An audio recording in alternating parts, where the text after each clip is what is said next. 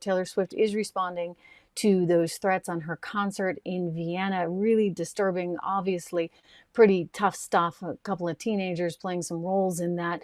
Apparently, they were corrupted online, they were radicalized online, and they had a pretty horrific situation that was planned for those concerts. And so thankfully this was discovered, and the Vienna State Police Director has come out and announced that there's these two teenagers, I believe a 17-year-old and a 19-year-old, that had sworn allegiance to ISIS. They were captured by federal and state police. So that's the good news.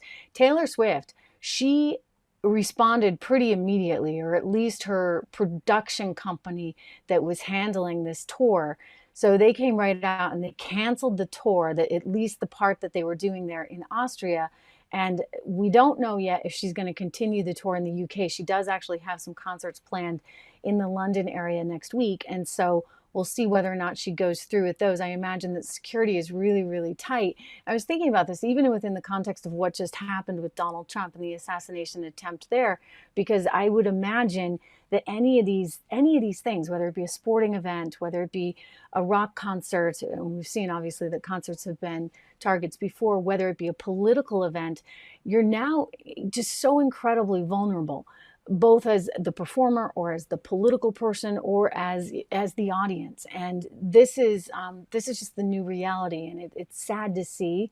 But we're all thankful that the police did their job there in Austria, and we hope that they can do their job a little better in the US. I'm still reeling from that because I think there's a lot of unanswered questions in terms of everything that went down, the fact that they knew, the FBI, well, they should have known, the sniper team, counter sniper team was not actually acting the way they should have in terms of being able to take out that kid. That's pretty disturbing stuff. I mean, I don't know what they're really going to tell us ultimately.